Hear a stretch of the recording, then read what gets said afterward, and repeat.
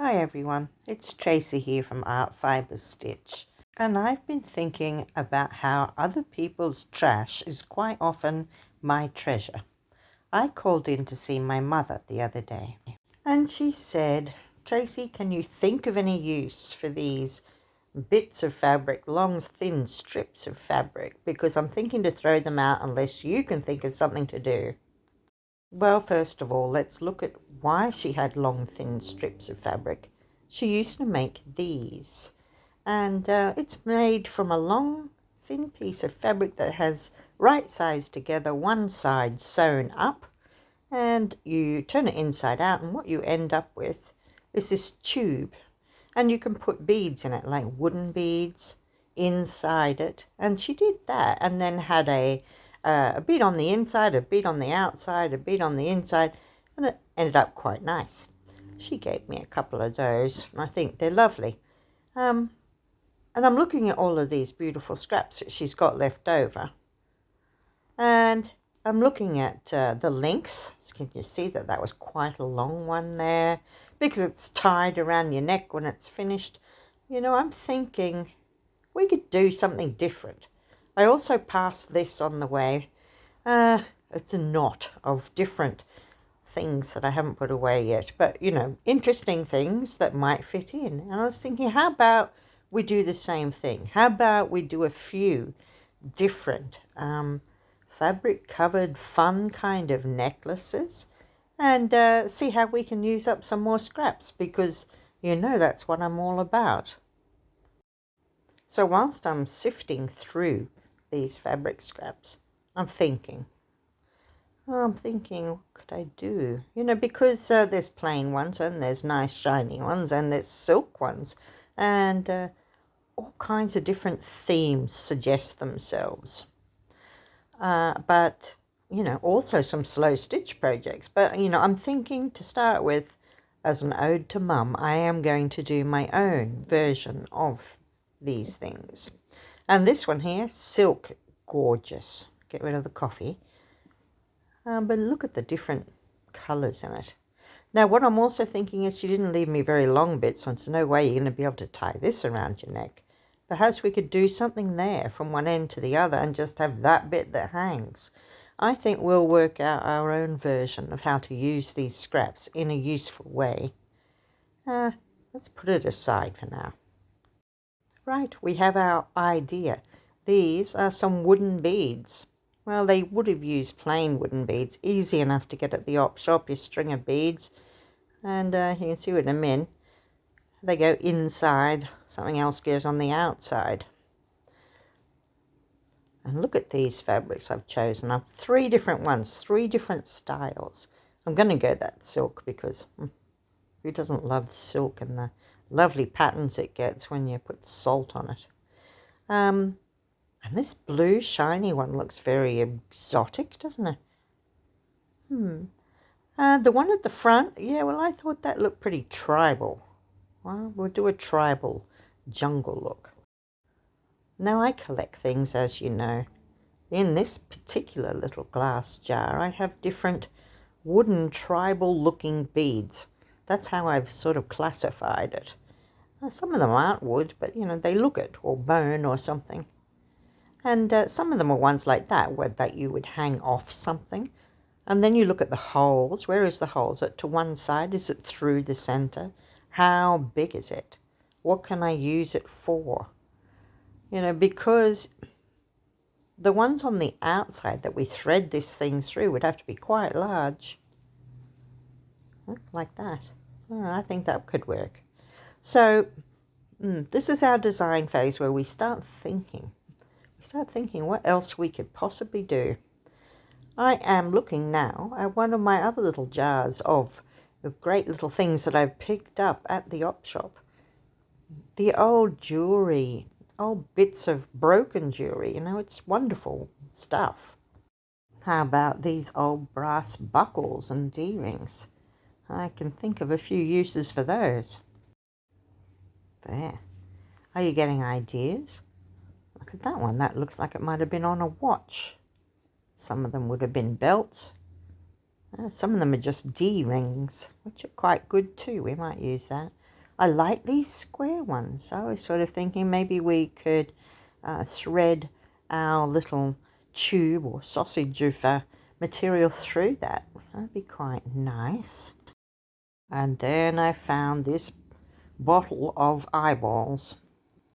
Who can resist something like that when you see it at the op shop? You're not going to ever see it again. Right, something else I keep is broken bits of jewellery. That is an old glow mesh kind of snake belt I had when I was about 10. The bottom is broken off it. His tail's a bit missing, but I've kept him. I may have the tail somewhere. But in here you have all different kinds of things that you could possibly use. You know, bits of jewellery that are now broken where I keep the beads just in case I want to add it to something. And that's the fun of it. So I think we'll find a purpose for some of these things. And we'll add it with you know, the throw out strips from my mum.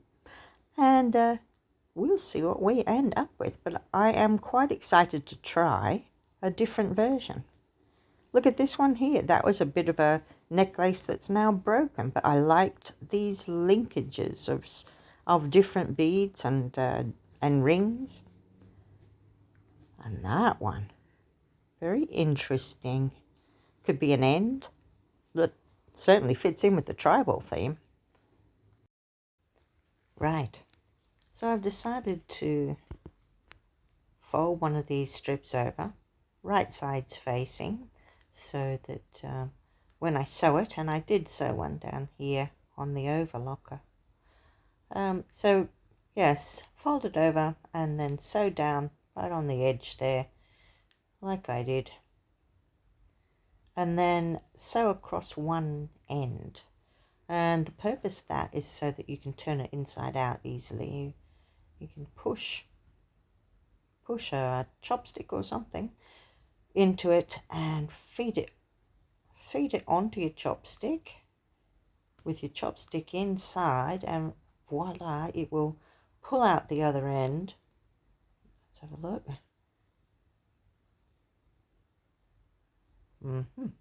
And there it is, and there we can pull it out. It's now the right way round. And now I'm grabbing out some of those beads, and I'm looking, some of those ones, those wooden ones to go inside, they're fine. And here I'm looking to see what kind of hole I would need, what size to be able to feed that material through. Now, can you see I have one on the inside, one on the outside there? Looks pretty good. So that's something I'd have to look for, is different things that could go on the outside with the hole large enough. How about these? Yeah, so I think I've got enough with the big holes. Let's start. I'm just getting some of this yarn. Remember, I want to use these two different yarns. Ooh, interesting. I liked these ends. So I'm going to pop that bit inside. Just poke it in. And then I'll use my needle and some thread, tie a knot in the end, and just do a few stitches to hold it all together. I'm going to maybe at the same time add in these things and see what happens. Tie it in. Look at that. And where's the other one? That one. Okay.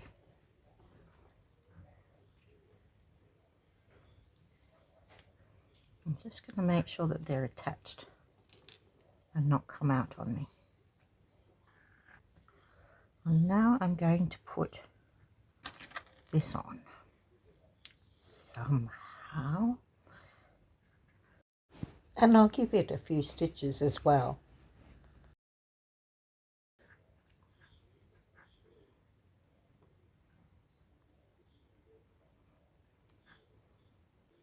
Yeah.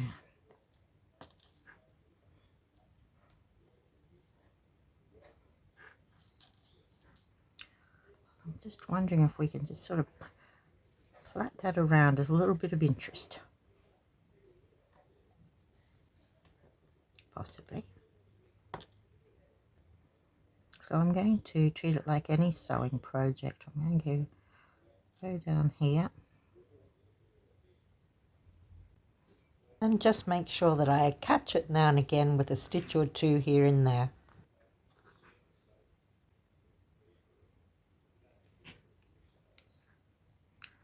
Through that bead.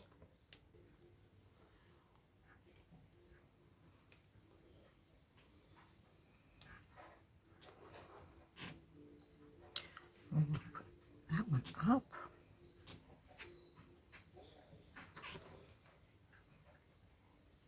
Just going to pass these yarns through this large holed bead, and we'll continue on. Some beads are going to be inside and some are going to be outside, but we're going to add in what other little special bits and pieces we have and whatever we feel like, just like this. Another one on the outside, one more on the inside,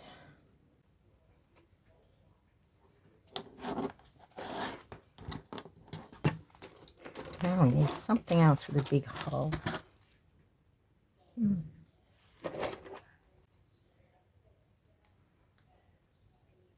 You can always persuade it.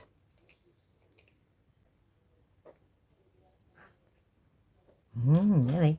I'm twisting it through. Yep. Success.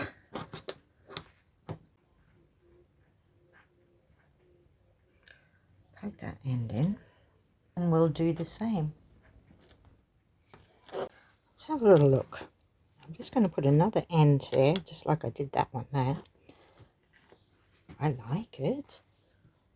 But I also wanted to say that if I wanted to, you know, I've got something like this ring, and I can open it up, I can put it around it, and I could hang something off it if I wanted, or I could sew something onto it.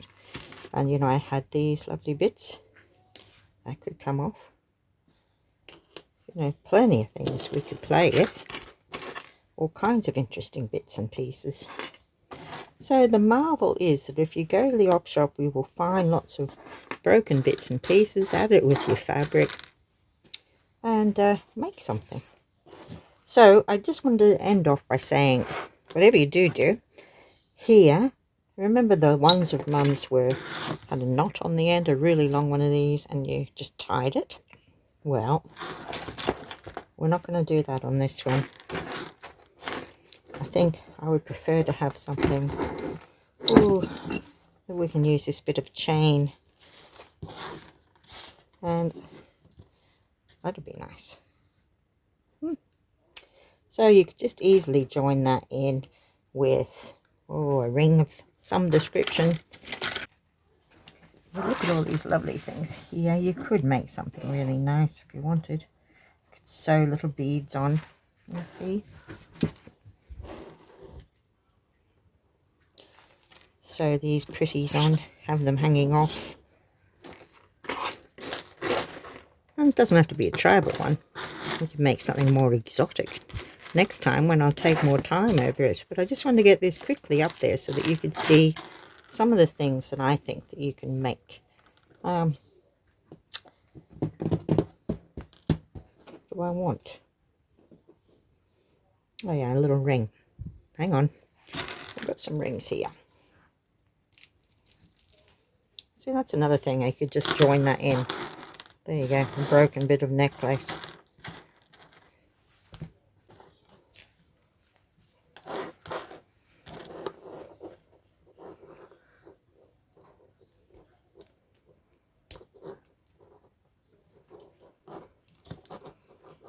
Turn that curve around again.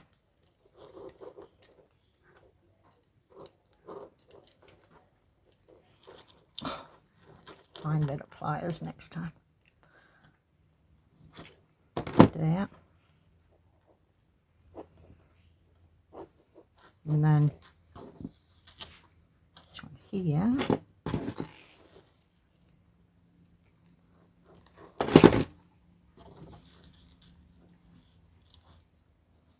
Open up the other end. See how it's got those two round kind of rings on the end? Well, and then I place the chain on there and close it up again. So I think that's great that we used a bit of broken necklace, two different necklaces, just to add in that chain. Well, that was fun. Don't you love repurposing things that other people don't see the beauty in? Put them all together and make something nice for yourself or for a friend. I really do hope you've liked this video in this journey of jewelry making, and thank you for watching. Don't forget to like and subscribe.